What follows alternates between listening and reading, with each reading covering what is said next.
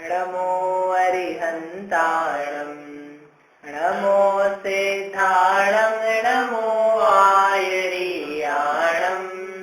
नमो वज्रायाणं नमो लोये सौवसाहूणम् नमः श्रीवर्धमानाय निर्धूतकलिलात्मने सालोकानां त्रिलोकानां यद्विद्यादर्पणायते। ये मांगलिक ग्रंथ श्री रत्नकरण शावकाचार्य, जिसके रचयिता आचार्य भगवान श्री समंत भद्र हैं। इसमें पहला अधिकार है जिसका नाम है सम्यक दर्शन अधिकार। इसमें सम्यक दर्शन का लक्षण बताया है। क्या है लक्षण? जो आप्त आगम तपोव्रत का सम्यक श्रद्धान है उसी का नाम सम्यक दर्शन है। तो उसके अंतर्गत जो बताए गए तपोव्रत यानी तप को धारण करने वाले साधु हैं, वे कौन से होते हैं? क्योंकि बिना जाने हुए श्रद्धा नहीं किया जा सकता। तो इस 10वें नंबर के श्लोक में ये बता रहे हैं कि वे हैं कैसे, है ना। अपन पढ़ते हैं एक बार श्लोक साथ में। विषयाशावशातीतो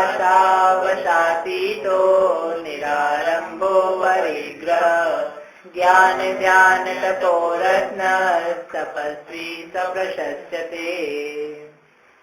विशेषता बताई इसमें? 3 तो निषेधात्मक रूप से बताई कि जो विषय की आशा से वश से रहित है, जिनके विषयों की आशा का वश भी नहीं है। देखो एक वश जो शब्द डाला ना बहुत महत्वपूर्ण है, क्योंकि एक तो विषयों की आशा से रहित, विषयों की इच्छा नहीं है। तो ऐसे तो बहुत सारे लोग हो सकते हैं। जैसे गृहस्थी भी ऐसा कह सकता है, मुझे विषयों की कोई आशा नहीं है, विषयों की इच्छा नहीं है। सम्यक दृष्टि भी कह सकता है, मुझे विषयों की इच्छा नहीं है। लेकिन विषयों की इच्छा नहीं होने पर भी अभी उसकी वशता से दूर नहीं हुआ है। जो ज्ञानी सम्यक दृष्टि है, पंचम गुणस्थान वर्ती भी हो सकता है कोई, या जानने पढ़ने सीखने वाला हो सकता है, तो वो 5 इंद्रियों की इच्छा से रहित हो सकता है। लेकिन 5 इंद्रियों की इच्छा से रहित होने पर भी उसकी वशता से दूर नहीं हुआ। वशता से दूर नहीं यानी उसके कंट्रोल से दूर नहीं हुआ है। कंट्रोल अभी भी किसका चल रहा है? 5 इंद्रिय की इच्छाओं का चल रहा है। इसलिए उन्होंने वश शब्द भी डाला साथ में कि जिसके 5 इंद्रियों की विषयों की इच्छा तो है ही नहीं, प्लस उनकी वशता से भी अतीत है। इसलिए वश शब्द को आप ध्यान रखना है। इतने ही नहीं कहना विषयों की आशा से रहित, विषयों की आशा के वश से रहित, उसके कंट्रोल से बाहर चला गया। कंट्रोल नहीं करती है भी, 5 इंद्रिय के विषय से कंट्रोल नहीं करते। जैसे रात्रि भोजन का त्याग किसी ने कर दिया समझ लो, तो नया नया त्याग किया तो उसे रात्रि भोजन करने की इच्छा नहीं है। रात्रि भोजन का उसने त्याग करा तो इच्छा भी नहीं रही, लेकिन फिर भी अभी क्या हो रहा है? वश चल रहा है उसका, यानी याद आ जाती है। रात्रि भोजन करते तो पेट भरा रहता, ठीक रहता, ऐसा कुछ विकल्प आ रहा है। तो इच्छा नहीं रात्रि भोजन की, फिर भी उसकी वशता का अंश अभी बाकी है। आसक्ति बोलेंगे नहीं, आसक्ति उसकी परतंत्रता, उसकी डिपेंडेंसी है, वो उसके ऊपर राज कर रही है। हम मोह के वश हैं, यानी मोह का आवेश हमारे ऊपर बना हुआ है, मोह के अनुसार चल रहे हैं, मोह की परतंत्रता। ऐसे ही विषयों की आशा की वशता, यानी विषयों की जो इच्छा है उसकी अधीनता में चल रहे हैं। जैसे जैसे विषयों की इच्छा पैदा हो रही है उसके अनुसार चल रहे हैं, तो वह विषयों की आशा के वश, और ये वश से अतीत। तो ऐसे ही उदाहरण दे रहे थे ना रात्रि भोजन, तो कोई व्यक्ति ऐसा है कि जो ना रात्रि भोजन करता है और उसके वश भी नहीं है, यानी अनेक दिन तक दिन में भोजन ना मिले, रात्रि को ही दिख रहा है इसको, तब भी उसके वश में नहीं जाता। यानी रात्रि भोजन मुझे करना ही नहीं है, भले दिन में प्राप्त हो चाहे नहीं हो, मैं इस रात्रि भोजन की वशता से मुक्त हो चुका हूँ। ख्याल में ही बात। तो इसलिए वश शब्द का प्रयोग वहां किया है। दूसरा अपन कल ये समझ रहे थे, इसको अपन करते हैं पूरा। निरारंभो, निरारंभो यानी निहि प्लस आरंभ, अर्थात आरंभ का अर्थ हिंसा, हिंसा है। आरंभ यद के शब्द के यद्यपि अनेक अर्थ होते हैं, लेकिन यहाँ पर क्या अर्थ है कि जो आरंभ यानी हिंसा है, उस हिंसा से ये रहित है। तो हिंसा 6 प्रकार की बताई थी जीव की अपेक्षा से। जीव 6 प्रकार के हैं, तो उनको मारना यानी वो 6 प्रकार की हिंसा हो गई। कौन कौन से जीव 6 प्रकार के? पृथ्वी, जल, अग्नि, वायु, वनस्पति और त्रस जीव। त्रस जीव यानी 2 इंद्रिय से लगा करके 5 इंद्रिय तक के जीव। इन जीवों को किसी भी प्रकार से, भले अपने भोजन के लिए मारना, अपनी जीविका चलाने के लिए मारना, अपने गृहस्थ में जो लोग हैं आश्रित, उनके पालन पोषण के लिए हिंसा करना, अथवा ये मुझे विपत्ति दे रहे हैं, आक्रमण कर रहे हैं मेरे ऊपर, इसलिए उनके विरोधी के रूप में मारना, या नाम प्रतिष्ठा हो गए, जगत का कल्याण हो गए, इसके लिए उनको मारना, किसी भी प्रकार से मारना तो वो हिंसा ही है। इन समस्त प्रकार के कारणों से जो हिंसा नहीं करता, यानी ना अपनी जीविका चलाने के लिए जीवों को मारता है, ना अपने संघ में साथ में रहने वाले जीवों के जीवन के लिए मारता है, ना किसी प्रकार के धन के अर्जन करने के लिए मारता है, न किसी लोक का उपकार करने के लिए मारता है, न अपनी प्रसिद्धि के लिए, प्रशंसा के लिए, किसी प्रकार से भी जो नहीं मारता है वह कहला सकता है निरारंभी। समझ में आया? गृहस्थ निरारंभी हो सकता है कि नहीं? जो गृहस्थ जीव है, घर में रहने वाला है, क्या वह निरारंभी हो सकता है पूरा? संज्ञा जी, हो सकता है क्या? क्यों नहीं हो सकता है? क्योंकि भले वह लोक में पंचेंद्रीय जीव को, 2-4 इंद्रिय जीव को नहीं मारे, फिर भी जो 6 में से 5 प्रकार है उनका हिंसा इसके द्वारा हो ही जाती है। आप घर में रहोगे और झाड़ू निकाला, तो झाड़ू निकालोगे तो नहीं देख के करेंगे ना, देख करके हम झाड़ू निकालेंगे। चींटी तो नहीं है, कोई मकड़ी तो नहीं है, मच्छर तो नहीं है, ऐसा करके करेंगे। ऐसा करोगे तब भी वहां पर पाए जाने वाले सूक्ष्माधिक जीव हैं जिनको आप जानते नहीं हो, और जानोगे तब भी क्या प्रमाद ऐसा रहता है कि कुछ काम कर दिए जाते हैं। और अपनी स्थिति तो ऐसी है, अपन अपने घर में झाड़ू लगाते ही कहाँ है? अपने घर में झाड़ू कौन लगाता है? भाई लगाती है। तो ठीक है, तो अच्छा है, भाई लगाती, हम तो लगाते नहीं, अपन तो पाप से बच गए। क्यों जी? अपन तो पाप से बच गए। मैं लगाता तो पाप लगता, भाई लगाए तो काय का पाप? कि भाई लगाए तो ज्यादा पाप है, तुम लगाओगे तो कम पाप है। ये क्या बात हुई? अरे भाई ने लगाया तो एक तो भाई को ही पाप लगा और तुमको भी लगा। नहीं, इस अपेक्षा से नहीं। भाई ने लगाया यानी भाई ने असावधानी से लगाया, और उस असावधानी के जिम्मेदार कौन रहा? आप रहे। और आप लगाते तो आप में तो विवेक है, बुद्धि है, आप जेनी हो, आप दयालु हो, आपको अहिंसा पता है, तो वैसे लगाते तो वैसे ही लगाते, अहिंसा पूर्वक, देख देख करके। अब देखना भाइयों को कई बार तो क्या चींटियां जैसे रहती बहुत सारी, तो बोले कौन लगाया, तो मालूम पड़ा उसने आधा बाल्टी पानी डोला, सब क्लीन हो गया, एवरीथिंग इज क्लीन। नहीं रही, क्या करा? बोले चींटियां भी क्या करे, कब तक सोचते रहे? यानी उसका परिणाम ही कठोर है, उसको वैसा नहीं दिखता जीव है। आप भूल करके भी नहीं कर पाओगे कभी। मतलब जो नहीं जानता होगा ना, जेल में पैदा हुआ लेकिन कभी वो पानी तो नहीं ढोल पाएगा। चींटियां ढेर सारी दिख रही हो, बोले साफ करना है तो क्या करना, ढोल दो पानी, ऐसा नहीं कर पाएगा। लेकिन जो भी करेगा फिर भी उसमें क्या होगी, हिंसा पाई जाएगी।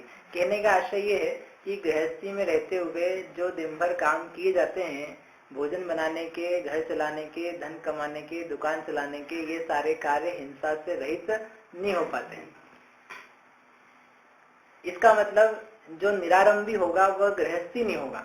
ये एक लॉजिक इससे निकल के आया, क्योंकि जो निरारंभी शर्त आप दे रहे हो कि जो तपस्वी है, साधु है, उसको निरारंभी आरंभ से हिंसा से रहित होना चाहिए। मतलब घर गृहस्थी वाला तो एक भी व्यक्ति नहीं हो सकता, शादीशुदा विवाहित व्यक्ति नहीं हो सकता। हाँ, विवाहित हो और विवाह का त्याग कर दिया हो, ऐसा तो हो सकता है, लेकिन घर गृहस्थी बाल बच्चे वाला दुकान चलाता हो व्यक्ति निरारंभी किसी भी प्रकार से नहीं हो सकता। कम हो सकती है हिंसा, क्या हो सकती है? कम हो सकती है। किसी के ज्यादा है, किसी के कम है, किसी के अल्प है, वो पाया जा सकता है, लेकिन सर्वथा रहित ही हो जाए वैसा नहीं होगा। अरे वस्त्र ही पहनेगा तो वस्त्र पहनने में क्या है? वस्त्र को धोना, सुखाना, पानी में डालना, निचोड़ना, ये सब भी तो करने पड़ेंगे, नहीं करने पड़ेंगे? यदि वस्त्र की त्याग कर देगा तो वस्त्र रहित ही हो जाएगा ना, कि घर में रहेगा कैसे? वस्त्र रहित कभी भी घर में नहीं रह सकते, वस्त्र रहित घर में नहीं रह सकते, उनको घर के बाहर ही रहना पड़ता है। तो इसका मतलब ये हुआ कि आरंभ रहित होना, इसका अर्थ ये निकला कि जो गृहस्थी नहीं हो, गृहस्थ जीवन का जिसके त्याग कर दिया हो, इसलिए त्याग कर दिया हो कि उसने समझ लिया कि यहाँ पर सब जगह हिंसा है। इस रूप में आप देखोगे ना तो समझ में आएगा कि मुनिराज फिर हिंसा क्यों नहीं करते, साधु हिंसा क्यों नहीं करते, क्योंकि हिंसा को देख करके तो विरक्त हुआ था कि यहाँ पर सब जगह हिंसा पाई जा रही है। जब हिंसा पाई जा रही है तो अब यहाँ में आ गया, जिस पद में आ गया, अब यहाँ भी बैठ करके मैं पुनः वही करूं तो फिर गृहस्थी में यहाँ पर आने में मतलब ही क्या रहा? वहां भी हिंसा कर रहे थे, यहाँ भी कर रहे, ख्याल नहीं बात। इसलिए वे आरंभ से रहित होते हैं, वह व्यक्ति कहलाता है निरारंभी। अब ये तो बात हो गई कि भोजन पाने के लिए नहीं करेंगे, दूसरे के लिए नहीं करेंगे, लेकिन लोकोपकार के लिए, लोकोपकार के लिए भी नहीं करते। ये जो स्वयं है ये अपने आप में लोकोपकार है। ये मुनिराज हैं, ये देख देख करके ही दिखा रहे हैं कि लोक का उपकार इस वेशभूषा में, इस प्रकार में होता है, किस प्रकार में, जिस प्रकार में ये हैं। इसे कहते हैं मुनिराज चलते फिरते प्रभावक हैं। इनके निमित्त से इनको देख करके समझ में आता है कि धर्म क्या होता है, शांति क्या होती है, निराकुलता क्या होती है, वास्तव में आत्मा का हित किसमें है। इसलिए लोकोपकार की चिंता नहीं करना तुम। लोकोपकार, लोकोपकार है लोक का उपकार, समाज का उपकार, वो सब होता रहेगा, नहीं होगा ऐसा नहीं, वो सब बनेगा, लेकिन हिंसा करने की उसके लिए आवश्यकता नहीं है। कोई अपने ऊपर आक्रमण कर दे तब तो कर सकते हैं। कोई अपने ऊपर क्या करे, आक्रमण, आक्रमण नहीं, अटैक कर दे, हमला कर दे, आतंकी हमला कर दे तब क्या करे? तब तो हम मारेंगे नहीं उसको, तब तो मार सकते हैं ना। कोई आपको मारे तो मारना कि नहीं मारना उसको? बचाव करना कि नहीं? गृहस्थ अच्छा बोला, गृहस्थ तो मारेगा ही, मतलब बचाव करेगा, मारेगा की जगह पर बचाव वर्ड यूज कर लेते हैं, वो ज्यादा अच्छा है। अपना बचाव करेगा। कौन करेगा बचाव? ये गृहस्थ कर लेगा। और बचाव के साथ में कदाचित हिंसा भी करनी पड़े तो वो भी कर सकता है। पंचम गुण स्थान वर्ती को श्रावक को सम्यक दृष्टि ज्ञानी तब भी वो कर सकता है। तो बोलते हैं विरोधी हिंसा।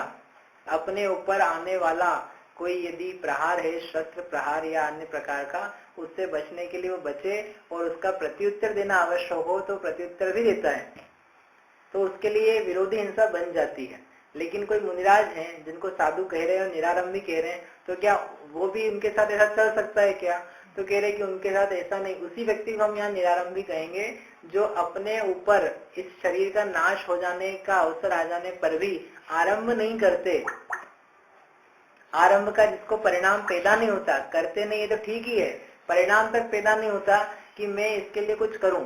इसके लिए शास्त्र में बहुत सारे आपको कथानक मिल जाएंगे। मुनिराज के या साधु के गले में मरा हुआ सांप डाल दिया, तो जब राजा चला गया तो उन्होंने देखा, आधी आँख खोल करके, अब कोई भी नहीं, चलो निकाल दिया हो, ऐसा कोई नहीं करा। क्या कोई तो है नहीं, क्या फर्क पड़ता है, मैं तो हिंसा भी नहीं कर रहा हूँ, ये सांप है जाने दो इसको।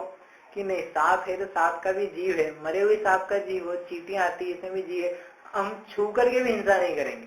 ये उपसर्ग है, किसी ने हमारी हिंसा करने के लिए परिणाम किया तो उसका परिणाम वो जाने, हम प्रत्युत्तर नहीं देंगे।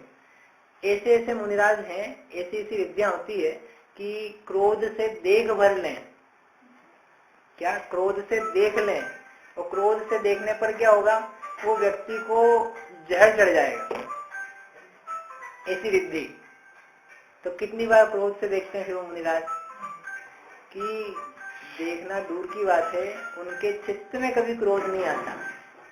भले उनके ऊपर नाना प्रकार का उपसर्ग करे, उसका प्रत्युत्तर तो वो ऐसा दे सकते हैं, लेकिन देने तक का भाव नहीं आता, वह व्यक्ति कहलाता है निरारंभी। समझे आप? मतलब अपनी जीविका, भोजन पाने के लिए तो कोई विचार है ही नहीं, उसमें तो कर ही नहीं रहे, अपने आसपास वालों के लिए भी नहीं कर रहे, संघ के लिए भी नहीं कर रहे, समाज के लिए भी नहीं कर रहे। अब खुद का शरीर, इसी की विपत्ति आ गई, इसके लिए तो कुछ करो, इसके लिए तो कुछ उत्तर दो। क्यों कहते हैं कि वह व्यक्ति है निरारंभी जो अपने शरीर की क्षति हो जाने पर या प्राण जाने पर भी, प्राण जाता हुआ दिखने पर भी सामने वाले के प्रति हिंसा नहीं करता, हिंसा की बात दूर है, अपशब्द नहीं कहता, मन में विकार नहीं लाता, न मन में बुरा सोचता, न वचन से बुरा कहता, और काय से तो कुछ करता ही नहीं। कितना बड़ा व्यक्ति होगा वो, हाइट से नहीं कितना मतलब उदार विचार वाला होगा, आप ये सोचो कितनी बड़ी बात है। मतलब किसको साधु कहना? ऐसा गुण यदि नहीं हो तो वो साधु के लायक कहाँ है? वो तो हमारे जैसे कल भी कहा था, अपने जैसे लोग हैं। अपने जैसे लोगों के सम्यक श्रद्धांत से मोक्ष मार्ग नहीं बनेगा, उसको धर्म नहीं कह पाएंगे, उससे कर्म का नाश नहीं होगा। कर्म का नाश तो ऐसे जीवों को देख करके होगा। जो समस्त प्रकार से हर जगह से हिंसा से रहित हो, हिंसा के लिए अनुमति नहीं देते हो। व्यक्ति आए, एक बार हम महाराज जी के साथ में बैठे थे तो महाराज जी से पढ़ रहे थे, साथ में चर्चा हो रही थी। तो महाराज जी ने कहा कि कोई आए हमारे पास और वो कहे कि महाराज हम आशीर्वाद चाहते हैं, आशीर्वाद दे दो। बोले काहे का आशीर्वाद चाहिए? बोले हम एक फैक्ट्री लगा रहे हैं, मैदा फैक्ट्री, उसका आशीर्वाद चाहिए। तो बोले हम आशीर्वाद दे दें कि नहीं दे दें? इसे हम चर्चा कर रहे थे, मतलब दे दें कि नहीं दे दें? मतलब अपन कुछ नहीं कर रहे हैं, मैंने नहीं बोला फैक्ट्री लगाने का, वो तो आशीर्वाद मांगने जाते ही नहीं महाराज के पास लोग। महाराज आशीर्वाद दे दो, दुकान चलने लग जाए, शादी हो जाए, मोक्ष मार्ग में लग जाए, हमारा हित हो जाए, या दुकानदारी संबंधी बहुत सारे लोग मांगते हैं आशीर्वाद। तो उन्होंने पूछा कि एक व्यक्ति लेने आया मैदा की फैक्ट्री लगाने का आशीर्वाद लेने, तो आशीर्वाद दे दें कि नहीं दे दें? तो बोलो दे दें कि नहीं दे दें? अरे आशीर्वाद नहीं देंगे तो कैसे चलेगा? अपन अपने बड़ों से तो आशीर्वाद मांगेंगे, क्यों जी? देना कि नहीं देना आशीर्वाद?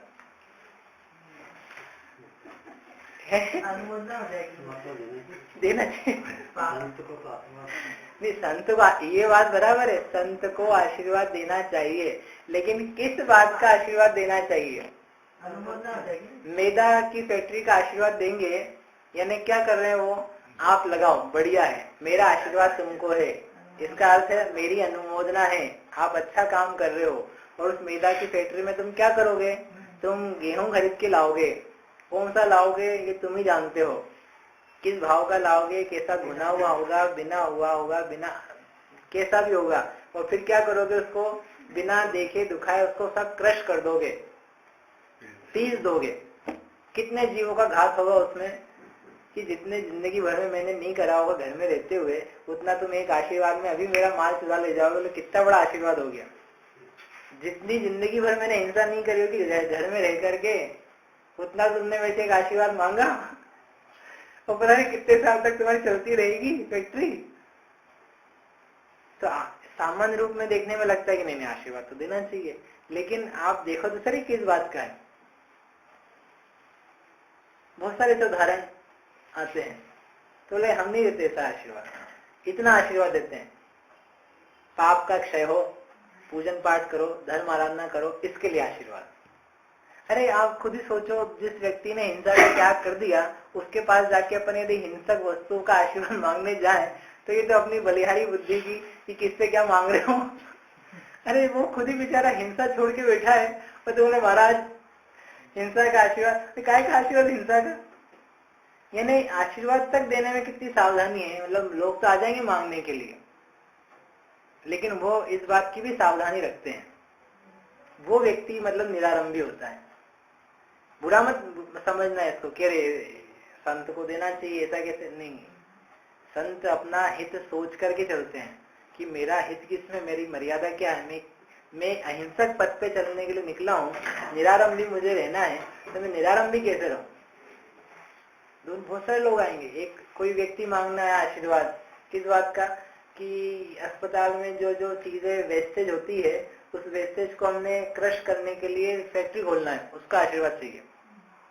मतलब भैया क्या कर रहे हो? उसको समझाया क्या कर रहे हो, इसमें क्या क्या सामान आएगा, कौन कौन सा पुराना सामान आएगा, किसका कितने कीटाणु जीवाणु विषाणु पैदा होते हैं, वो सब पैदा हो करके तुम उसको नष्ट करोगे, कितना हिंसक कार्य है, इसका आशीर्वाद तुम मांग रहे हो। उस व्यक्ति को समझ में आया, उस व्यक्ति ने वो कार्य छोड़ दिया। और अगर दे देते तो निरारंभ भी नहीं रहते। उनसे तो उपदेश मांगा जा सकता है, अपने हित का आशीर्वाद मांगा जा सकता है। इसलिए मांगने वाले का मांगना गलत है, और देने वाला तो समझदार है तो देगा नहीं, वो दे रहा है यानी वो समझदार नहीं है, वो निरारंभता से आगे बढ़ रहा है, निरारंभी से वो आरंभी की तरफ हो रहा है। स्वयं तो कर नहीं रहे, वचन से भी नहीं करा रहे कि तुम खोलो, ऐसा नहीं कहा उन्होंने, लेकिन जो खोल रहा है उसकी अनुमोदना भी करी, तो उसमें भी वो आरंभ का दोषी है। जैसे अपन कहें कि ओसामा बिन लादेन को फांसी लगी, फांसी नहीं लगी, क्या करा, उसको मार दिया, और अपन ने पेपर में पढ़ा, और पेपर में पढ़ के अपन खूब हर्षित हुए, बहुत बढ़िया, ताली बजाई, बढ़िया, आज बहुत अच्छा काम हुआ, ओसामा बिन लादेन का नाश हो गया। ऐसा अपन ने करा तो अपने को कुछ लगा क्या? पाप अपने को क्या पाप लगा? अपन ने देख सत्य पर असत्य की नहीं, क्या असत्य पर सत्य की जय है, बुराई पर अच्छाई की जीत। हम तो वो कर रहे हैं कि अरे भाई तुम वो कर रहे हो कि एक पंचेंद्री संगी को जीते जागते आदमी को मार दिया गया, उसकी अनुमोदना कर रहे हो। वो तो दुष्ट था तो उसने तुम्हारा क्या बिगाड़ा था? तुम्हारे पास आगे उसने क्या किया था? वो किया भी था तो करने वाले कर रहे हैं ना, उसकी अनुमोदना क्यों कर रहे हो? एक व्यक्ति मरता है और उन्होंने कहा लाखों लोग पाप बांध लेते हैं। राजीव गांधी के हत्यारे को फांसी नहीं हुई, पेपर में आया हत्यारे को फांसी नहीं हुई, तो हजारों लाखों लोग क्या सोच रहे हैं, क्यों नहीं हुई फांसी, क्यों नहीं हुई फांसी, फांसी होनी चाहिए। अरे तुम्हारा क्या बिगाड़ा उसने? तुम्हारा क्या ले लिया? तुम क्यों उसकी फांसी के पीछे पड़े हो? क्यों पड़े हो?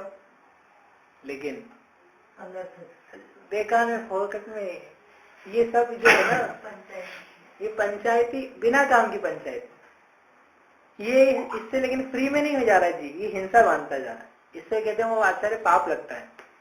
कैसा पाप? अनुमोदना का पाप, अनुमोदना हो रही है। फिर आप देखो एक जगह चींटियां चलती है, लाखों हजारों चींटियां चल रही है और कोई ने बस पाउडर डाला और लाखों चींटियां क्या हो जाती है, एक साथ मर जाती। एक साथ क्यों मर गई? कि लाखों लोगों ने एक साथ पाप बांधा था। कैसा? इस टाइप का एक साथ एक घटना घटी और सबने एक जैसा भाव बांधा, अच्छा हुआ अच्छा हुआ अच्छा हुआ, ओसामा बिन लादेन मर गया, अच्छा हुआ, ऐसे ही मरना चाहिए, और को पकड़ के मारो, ऐसा भाव किया था। तो उन सब ने एक प्रकार का समझ लो परिणाम बंद, आयु बंद या पाप बंद किया। तो उस रूप में एक तरीके से दिखाई देता है कि ये सब जीव एक ही जगह पैदा हो गए एक साथ, फिर उनको किसी ने उसी रूप में मरण करवा दिया। उसने खुद ने ही अपनी आयु का निर्माण किया था। मतलब हमें तो नहीं लगेगा फिर हम पानी ढोल देंगे तो पाप, वो नहीं सिखा रहे, हम तो उनकी स्थिति बता रहे हैं। ऐसा मत समझना कि हमने पानी डाल दिया, उन्हीं की आयु थी, हम क्या कर सकते हैं, हम तो अपना काम कर रहे थे, तो तुम्हारा भी नंबर आएगा। कहने का मतलब ये है कि अनुमोदना में भी पाप लगता है और भरपूर लगता है। जितना करने में लगता है उतना अनुमोदना में भी लग जाता है।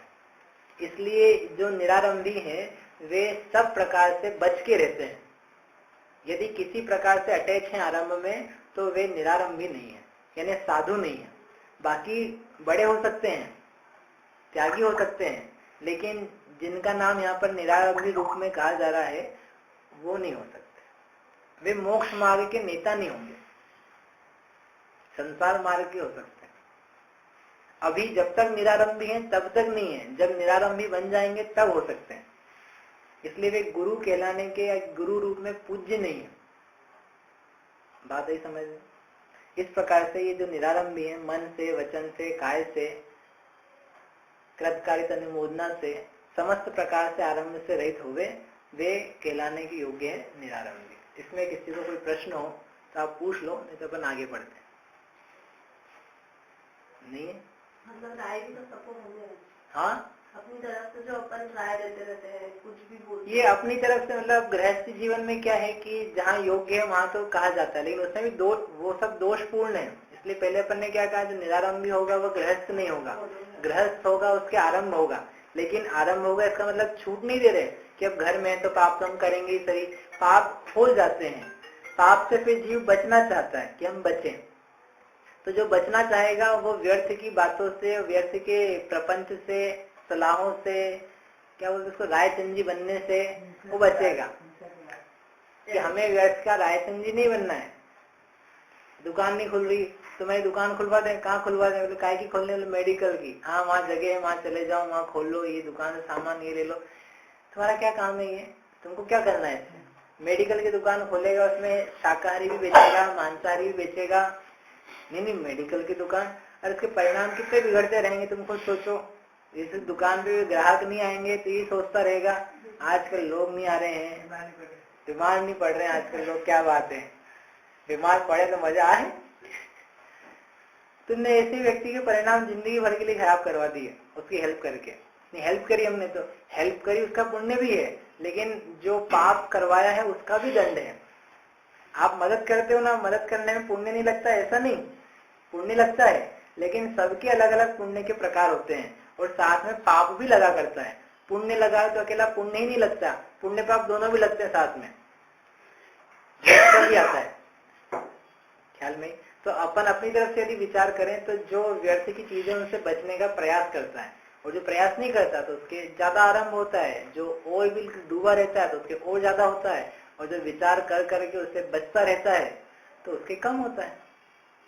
ठीक है, ठंड लगे तो गर्मी में क्या ठंड कमरे में हीटर लगवा दे, किसी साधु के लिए ठंड में हीटर लगवा दें कि नहीं? आप बोलोगे यार कैसी कैसी आप बातें पूछ रहे हो, हम तो है लगवाएं कि नहीं लगवाएं? नहीं, आप तो उनको थोड़ा ले रहे कि महाराज आपके लिए गिफ्ट ले जाना इसको आगे आप जहाँ जहाँ जाओ ठंड के मौसम में इसको ले जाना और बाद में वापस भले वहीं छोड़ देना, लौटा देना, दाम दे देना, हमको कुछ नहीं चाहिए। ऐसा नहीं कर रहे अपन, तो बस लगा रहे हैं। तो बोले ये नहीं किया जाता, ये तो आरंभ का कार्य है। एसी लगवा दे उनके लिए, एसी भी आरंभ का कार्य है। पंखा चला दे, अब देखना महाराज पंखा तक नहीं चलाते, यानी जो पंखा चला रहे हैं, जो जितने संप्रदायों के मतों के जीव हैं या साधु कहलाते हैं, वे सब इस कैटेगरी से बाहर हो जाते हैं, निरारंभ से, क्योंकि आरंभ ही करते हैं। कोई आरंभ रूप ही तपस्या कर रहे हैं, कोई अग्नि जला ली आसपास चारों तरफ और बैठ गए, तो क्या हो रहा है? अग्नि जला रहे हो तो अग्नि क्या देख के जला रहे हो? अग्नि जलाना ही अपने आप में हिंसा है, उसमें जीव आ के पड़ते हैं तो कितनी हिंसा हो रही है। तो हिंसा ही जिसका मूल है, वह जो तपस्या है उसमें फिर धर्म कैसे होगा, वह मोक्ष मार्ग कैसे बन पाएगा, उससे कर्म नष्ट कैसे होंगे? तो कर्म आ रहे हैं। ये बात कहाँ चालू हुई थी? धर्म से। धर्म कैसा होता है? कर्म निवर्णम, कर्म का नाश करने वाला। कर्म का नाश करने वाला यानी वह होना चाहिए जिसमें हिंसादिक पाप नहीं हो। यदि हिंसादिक पाप होंगे, हाँ अग्नि में जीव तो गिरते हैं, पर अग्नि भी तो अपने आप में जीव है। हाँ, वो भी जीव है, तो वो तो जल ही रही है, लेकिन जो बाहर से जीव और आ रहे हैं वो भी हिंसक रूप में जा रहे हैं, मतलब ज्यादा करके वो तो पड़ ही रहे ना उसमें जीव, तो जीव हिंसा तो बन ही रही है।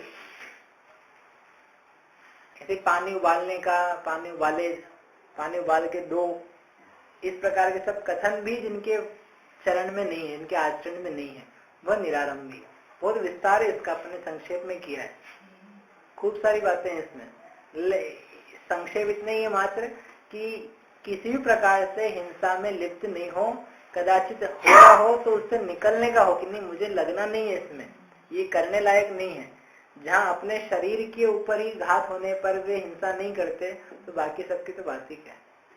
इस प्रकार का जिनका परिणाम है, जिनकी तपस्या है, वे साधु पद के योग्य हैं। अगला है अपरिग्रह। अपरिग्रह यानी जो परिग्रह से रहित हैं, जिनके पास परिग्रह नहीं है। परिग्रह किसे कहते हैं? बोलो, परिग्रह किसे कहते हैं? चीजें इकट्ठी करने को। चीजें इकट्ठी, कौन सी चीजें इकट्ठी कर लें? कोई सी भी चीज है। जो पदार्थ हैं उन पदार्थों को ग्रहण करना, ग्रहण करने का भाव होना, उसको बोलते हैं परिग्रह। परि प्लस ग्रह लिखा है, कैसे नहीं लिखा होगा? परि यानी परनी, परि यानी चारों ओर से, ग्रह यानी ग्रहण करना, सर्व ओर से ग्रहण करना, ग्रहण करने की इच्छा होना। आप कितने वस्तु ग्रहण करना चाहते हो? कौन कौन से स्टाइल की ग्रहण करना चाहते हो? कौन कौन से देश की ग्रहण करना चाहते हो? ओ, ये तो हमने सोचा ही नहीं था। अरे आप विचार करो तो आपको समझ में आएगा। हमको सब प्रकार के वस्त्र ग्रहण करने की इच्छा है, नहीं है क्या? कौन से टाइप के नहीं पहनना चाहते हो? अच्छा बताओ, कौन से कलर के नहीं पहनना चाहते हो? कौन से देश के नहीं पहनना चाहते हो? कौन सा चश्मा नहीं लगाना चाहते हो? नहीं, जो भद्दा लगेगा, भद्दा भी 5-10 साल में जाओगे तो रिप्लेस होकर के बड़े बड़े भी आ जाएंगे। तो आज जिसको बेकार कह रहे हो, कल को वो भी लगाने लग जाओगे। जिसको बुरा कहते थे ना कुछ साल पहले, वही आजकल क्या है? बोले फैशन में है। पहले थे, पहले छोटे चश्मे चलते थे, अब बड़े चल रहे हैं तो बड़े पहन लेंगे, और बाद में और छोटे चलने लग जाएंगे तो वो कर लेंगे। क्या है? इच्छाएं तो इस प्रकार की हैं, यानी हर प्रकार से ग्रहण करने का भाव बना हुआ है। इस हर प्रकार से ग्रहण करने का नाम है परिग्रह। जो बाह्य पदार्थ हैं उन पदार्थों के ग्रहण करने की जो इच्छा है और उनका ग्रहण करना है, दोनों ही बातें क्या है? परिग्रह। इकट्ठा करना वो भी परिग्रह है, और इकट्ठा करने की सामर्थ्य नहीं हो तो इकट्ठा करने की इच्छा तो है, तो इकट्ठा करने की जो इच्छा उसका नाम भी क्या है? परिग्रह। भिखारी परिग्रह है, भिखारी के पास परिग्रह है कि वो परिग्रह से रहित है, जिसके पास घर नहीं है, समझ लो। पूछा किसी भिखारी से क्या कि पूछना क्या है इसमें? मांगते हुए वो क्या कह रहा है कि हमें चाहिए है, तो 2 रुपये मांग रहा है। वो 2 रुपये मांग रहा हो भले, लेकिन मेरे पास सब कुछ होवे, आपके जैसा मुझे भी होवे, ऐसा उसके भाव हर व्यक्ति के मन में व्यक्त अव्यक्त रूप से बना ही रहता है। इसका नाम है परिग्रह। हर व्यक्ति चाहता है, खुद को नहीं चाहता, खुद को यानी खुद की आत्मा को नहीं चाहता, अपने हित को नहीं चाहता, उसको छोड़ के सब चाहता है। जो चाहने लायक है, जो चाहने लायक है उसको छोड़ करके जो कुछ बाहर की चीजें हैं वो सब चाहता है। आप खुद सोचना जाकर कि अपन क्या क्या चाहते हैं, और जिसकी चाहत होनी चाहिए वो कितना चाहते हैं। मैं जीव हूँ, आत्मा हूँ, मैं अपनी आत्मा का हित कितना चाह रहा हूँ, और इसको छोड़ करके बाकी चीजें कितनी चाह रहे हैं, तो अपने को समझ में आएगा परिग्रह क्या है। मतलब परिग्रह कितना हावी है, कितना दिमाग में बैठा हुआ है, तो फिर वो समझ में आएगा कि जो अपरिग्रही वो कैसे हैं, उनका क्या स्वरूप है। क्योंकि जब तक गंदगी समझ में नहीं आएगी, गंदगी कितनी जड़ तक गहराई तक बसी हुई है, तो जिसने इसको साफ कर लिया है वो कितना महान होगा। जैसे एक बर्तन होता है ना, बर्तन या कपड़ा है, समझ लो दाग लग गया बहुत गहरा, 5-10 साल से देख रहे हो कि दाग गए ही नहीं है। तो जब दाग गया नहीं है, वो कोई ऐसा आपके पास सॉल्यूशन आया कि जिसने वो लगाया और चला गया, तो आपको सॉल्यूशन की कितनी महिमा आएगी कि ये सॉल्यूशन कितना ज्यादा स्ट्रॉन्ग, कितना ज्यादा अच्छा है कि इसने बरसों का दाग क्या कर दिया? साफ कर दिया पल भर में, एक बार में। ऐसे ही जीव को समझ में आएगी परिग्रह किस रूप में बसा हुआ है, उस परिग्रह का रग रग में किस किस प्रकार से वो दुख देता है, पाया जाता है, और फिर जिसने उसको दूर कर दिया तो कितना महान व्यक्ति होगा, उसके पास कितना स्ट्रॉन्ग सॉल्यूशन होगा कि जिसके माध्यम से उसने सारे परिग्रह को लात मार दी, दूर कर दिया उसको। तो ख्याल में आएगा परिग्रही कैसे होते हैं, उनका भाव क्या है। ठीक है, तो परिग्रह इसे समझना, परिग्रह यानी पर पदार्थों को जोड़ना, जोड़ने का भाव होना, उसका नाम है परिग्रह। यह परिग्रह 24 प्रकार का है, उसके बारे में विचार करके देखेंगे कि अपरिग्रही कैसे होते हैं। ठीक, यही तक कर जावाणी के ज्ञान ते सूझे लोकालोक, सो वाणी मस्तक नमो सदा ऋतु ढोक।